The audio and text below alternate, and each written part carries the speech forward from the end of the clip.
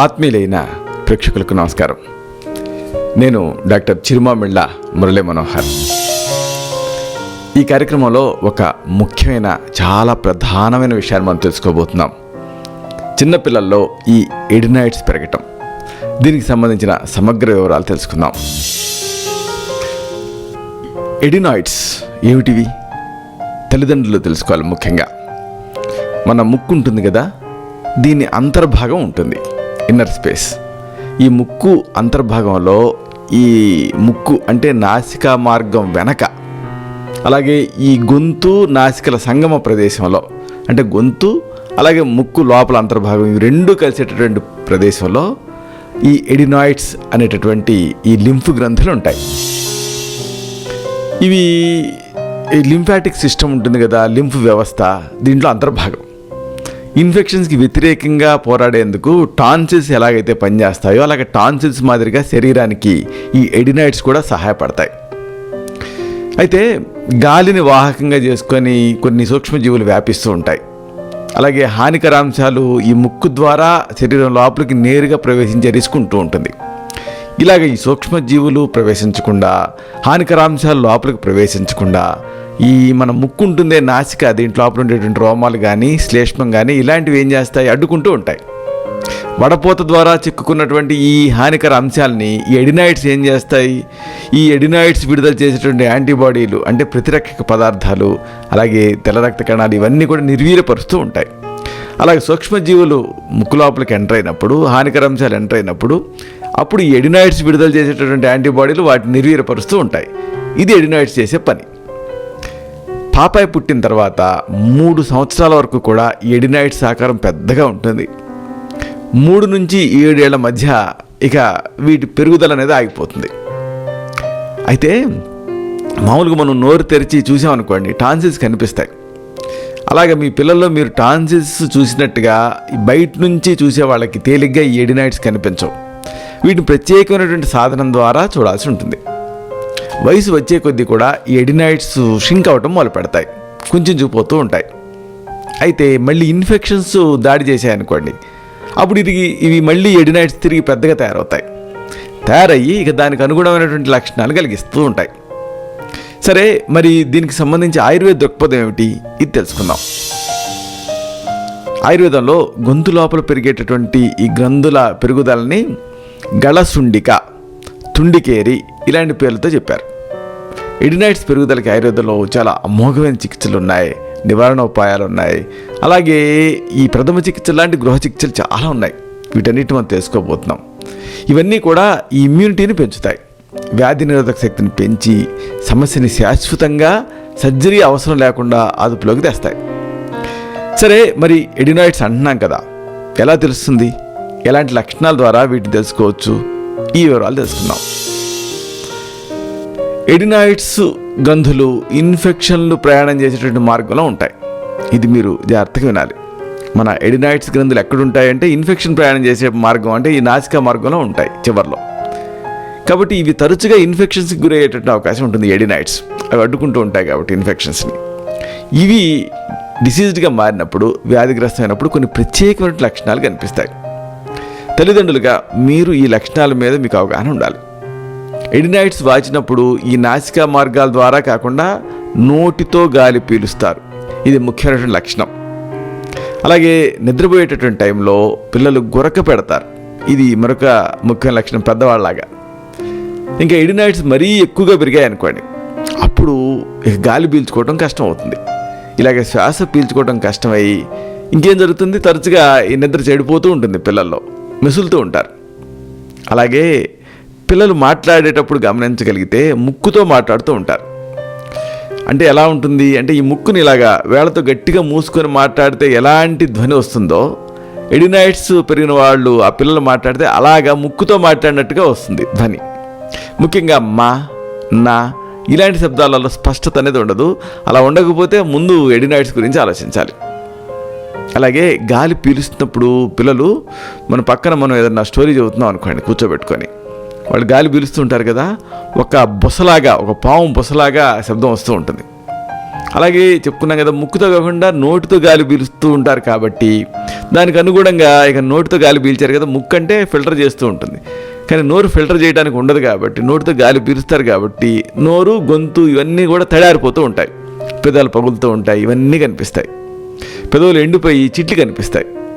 ఇంకా నోటి నుంచి ఈ అంత డ్రై అయింది కదా, లాలాజలం ఉంటే ఎప్పటికప్పుడు క్లీన్ చేస్తుంది. కానీ నోరు డ్రై అయింది కాబట్టి పిల్లల్లో దుర్గంధం వస్తూ ఉంటుంది నోటి నుంచి. ఇంకా రాత్రి మొత్తం కూడా నోరు తెరుచుకొని ఉంటారు. కాబట్టి ఈ లక్షణాలు ఉదయం పూట, అంటే ఈ నోటి దుర్వాసన భరించలేనంత ఎక్కువగా ఉదయం పూట వస్తుంది. ఇన్ఫెక్షన్స్ బాగా ఎక్కువగా ఉన్నాయనుకోండి, అప్పుడు ఇక ముక్కు నుంచి ఒక రకమైన పసుపు ఆకుపచ్చ రంగుతో కూడినటువంటి మిశ్రపు వర్ణపు స్రావం కనిపిస్తూ ఉంటుంది, స్రవిస్తూ ఉంటుంది ముక్కు నుంచి. చాలామంది పిల్లల్లో, ఈ వ్యాధిగ్రస్తుల్లో ఈ లక్షణం నిరంతర ప్రహసనంగా మారుతుంది. సరే, మరి దీన్ని మీరు గమనించలేదు, లేదా గమనించినా చూద్దాంలే అని అశ్రద్ధ చేశారు. అప్పుడు ఏం జరుగుతుంది? కొన్ని ఇక్కట్లు వస్తాయి. వీటిని కూడా తెలుసుకోవాలి. ఎడినాయిడ్స్ వ్యాధిగ్రస్తమైనప్పుడు సరైనటువంటి జాగ్రత్తలు తీసుకోకపోతే చాలా రకాల చిక్కులు, కాంప్లికేషన్స్ వస్తాయి. వీటిని ముఖ్యంగా మనం తెలుసుకోవాలి. ఇలాంటి కాంప్లికేషన్స్లో ముఖ్యమైనది, మొదట చెప్పుకోవాల్సింది మధ్య చెవి, అంటే middle ear infection. Eustachian tube అని ఉంటుంది, యూస్టేషన్ నాళం. ఇది ఎక్కడుంటుంది అంటే ఈ మధ్య చెవి అంతర్భాగం నుంచి బయలుదేరి గొంతులో సరిగ్గా ఈ ఎడినాయిడ్స్ ఉండేటువంటి ప్రదేశంలో తెరుచుకుంటుంది యూస్టేషన్ నాళం. చెవి లోపల ఉండేటటువంటి ఈ కర్ణబేరికి రెండు పక్కల ఒత్తిడిని సమానంగా ఉంచడం కోసం ఈ యూస్టేషన్ పనిచేస్తూ ఉంటుంది. కాబట్టి ఈ యూస్టేషన్ నాళం ప్రధాన విధి ఏమిటి అంటే ప్రెషర్ని ఈక్యులేట్ చేయటం. అయితే ఎడినాయిడ్స్ వ్యాధిగ్రస్తం అయ్యాయనుకోండి, అప్పుడు ఏం జరుగుతుంది? ఇన్ఫెక్షను ఈ నాళాల ద్వారా, అంటే ఈ గొంతు నుంచి ఈ మధ్య చెవి లోపలికి వ్యాపించవచ్చు. అప్పుడు ఏం జరుగుతుంది? పిల్లల్లో వినికిడి శక్తి తగ్గుతుంది. అలాగే చెవి నొప్పిని కంప్లైంట్ చేస్తూ ఉంటారు. ఇదొక కాంప్లికేషన్. ఇక ఎడినాయిడ్స్ని మీరు అశ్రద్ధ చేస్తే వచ్చే మరొక చిక్కు, మరొక ఇక్కట్లు ఏంటంటే, ఇక్కట్లో ముఖ్యమైనది చెవిలో మైనం తయారవటం. మధ్య చెవిలో ప్రతిరోజు కూడా తైల సంబంధ పదార్థం తయారవుతూ ఉంటుంది. ఇది అవసరం, ఎందుకంటే ఈ సూక్ష్మజీవులను నిరోధించడానికి, ఏదైనా లోపలికి ఎంటర్ అవ్వకుండా ఉండటానికి ఇలా మైనం తయారవుతూ ఉంటుంది, సెల్ఫ్ ప్రొటెక్షన్.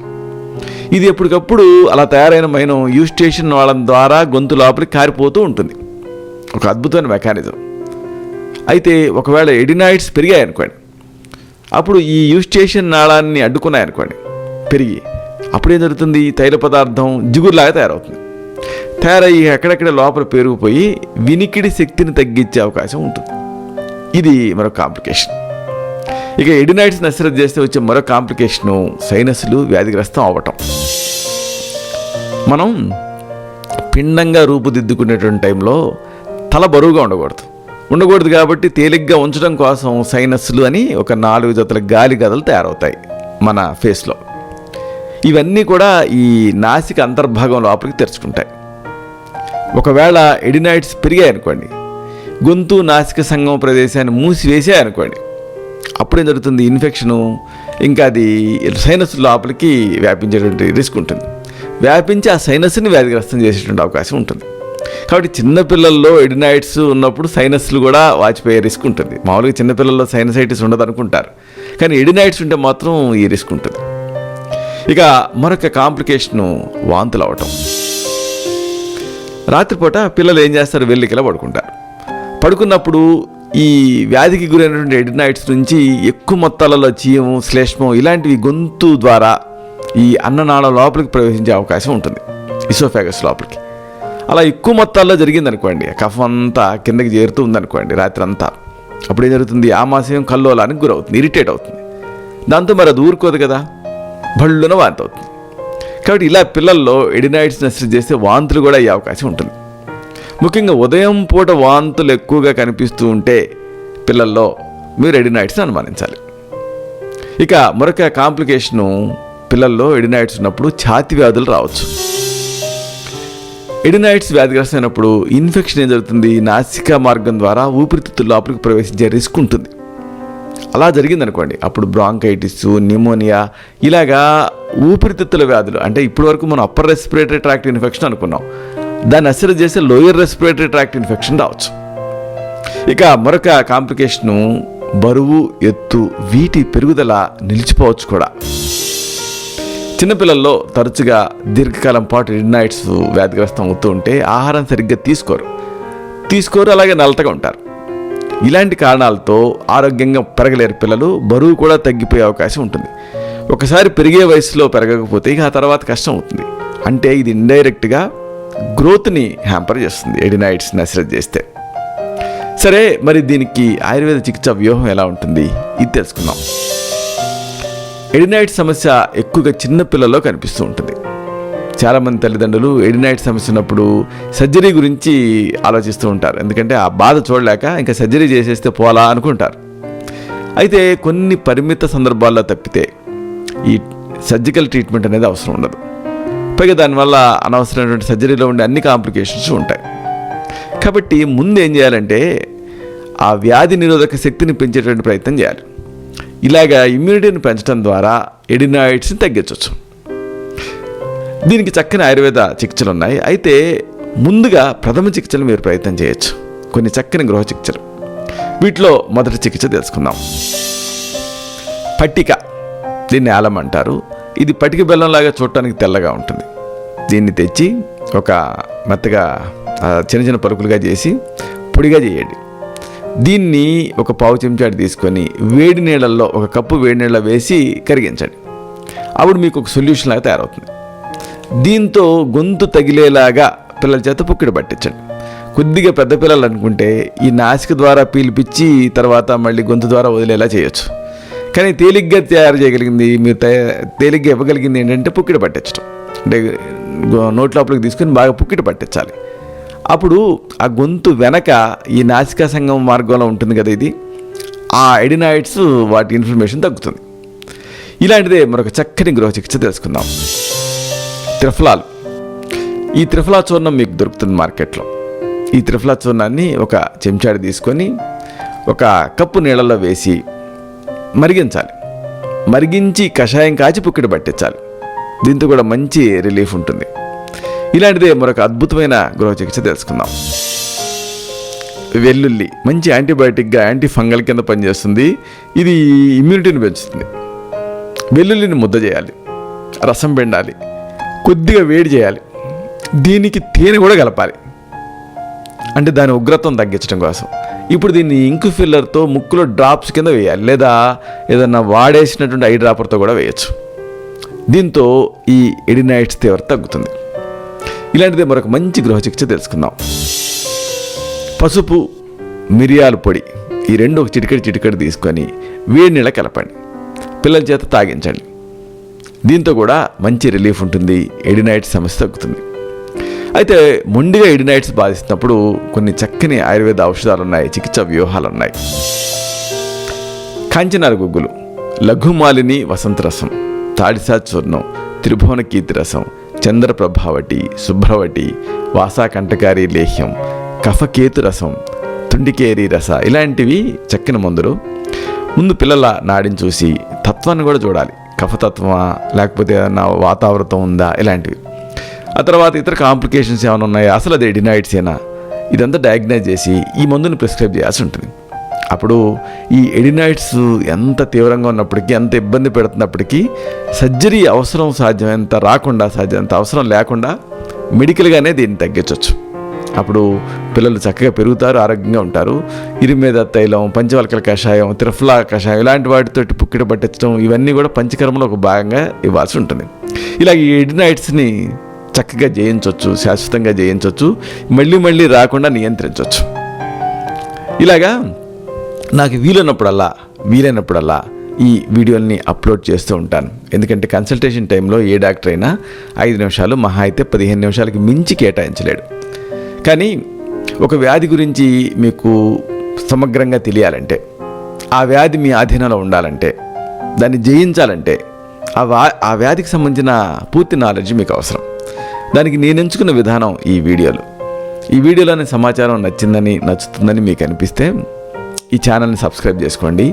అలాగే ఈ వీడియో తాలూకు లింక్ని మీ సర్కిల్స్తో, మీ ఫ్రెండ్స్తో షేర్ చేసుకోండి. అప్పుడు దీంట్లోని విలువైన సమాచారం వాళ్ళకు కూడా ఉపయోగపడుతుంది. ఇలాంటి మరొక ఆసక్తికరమైన విషయాన్ని తిరిగి ఇదే కార్యక్రమాల పరంపరలో మనం కలుసుకున్నప్పుడు సవివరంగా, సహేతుకంగా, సమగ్రంగా తెలుసుకుందాం. శతం జీవ శరదో వర్ధమానః, శతం హేమంతాన్ శతం వసంతాన్.